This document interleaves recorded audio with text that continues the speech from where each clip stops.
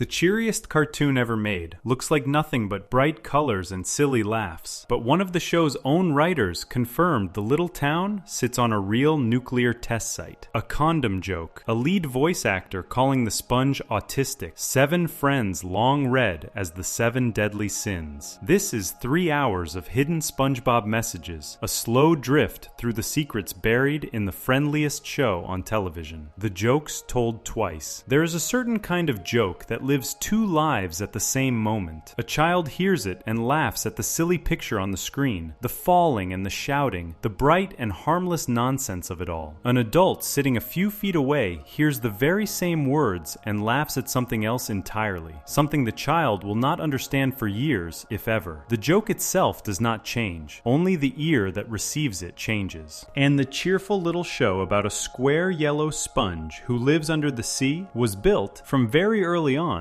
to work in exactly this way. It was made to be one thing to the small viewer on the floor, and quite another thing to the tired grown-up slumped on the couch beside them. And that quiet double life is one of the most surprising secrets hiding in plain sight across the whole of the series. The people who made the show have never really pretended otherwise. According to sources who have spoken with the crew over the years, the late creator once explained that he understood the audience was never only children. Parents would be in the room. Older brothers and sisters would drift in and out. Teenagers left the show on out of nostalgia. A cartoon that spoke only to a 5-year-old would lose everyone else. So the writers learned to leave small gifts scattered around for the older people in the house. Little jokes that would pass clean over a child's head and land softly on an adult's. That is the whole trick of it. A young viewer needs only the surface to be happy. An older viewer wants a wink, some sign that the show knows they are there too. And the show gave them that wink, again and again. Getting to that method took a little learning. There is a story, told by the creator himself according to those who worked with him, about an early idea that never made it to air. He had wanted to make an episode in which the sponge and his slow pink friend pick up a swear word and start using it, not knowing what it means, delighted by how grown up it makes them feel. The people in charge said no. A cartoon for small children could not be built around a bad word, even one the characters did not understand. So the idea was shelved, at least in that form. But the lesson stuck, and after that, the creator became far more careful and far more clever about the way he hid grown-up material. He stopped putting it in the middle of the room where anyone could trip over it. He started tucking it into corners, into a background sign, into a single word, into a look on a character's face, where only the people already looking for it would find it. The most famous version of that swear word idea did eventually reach the screen, just in disguise. There is an episode in which the sponge and his friend, once again, learn some new words by reading writing scrawled on a dumpster behind their workplace. They have no idea what the words mean. They only know that saying them feels bold and exciting, so they sprinkle them into every other sentence like children showing off. On screen, each bad word is covered by a cheerful little dolphin squeak, a bright chirp dropped in exactly where the curse would go. To a young child, the joke is simply the funny noise and the shocked reactions of everyone around them. To an adult, the joke is that these are unmistakably curse words, and the episode even says so plainly inside its own story, treating the squeaks as the real thing being bleeped. The forbidden idea from years earlier had come back around, softened just enough to be allowed, and it became one of the best-loved episodes in the entire run. Once the eye is trained to look, the double meanings start turning up everywhere, and many of them are far quieter than a dumpster full of curse words. Consider the simple matter of the town's name. The place where all of this happens is called the name that, said aloud, is also the ordinary word for the lower half of a 2-piece swimsuit, a piece of women's underwear. A child hears only a silly, bouncy name for a silly, bouncy place. An adult hears the joke sitting right there in the title card of nearly every episode, present from the very first minute anyone ever watched. It is the sort of thing that, once noticed, is impossible to unnotice, and it was placed at the center of the whole world so casually that most viewers went years without catching it. Some of these hidden jokes are built around a single word, chosen because it sounds like another word entirely. In one episode, a squirrel character from Texas grows homesick and sad, and her 2 friends decide to cheer her up.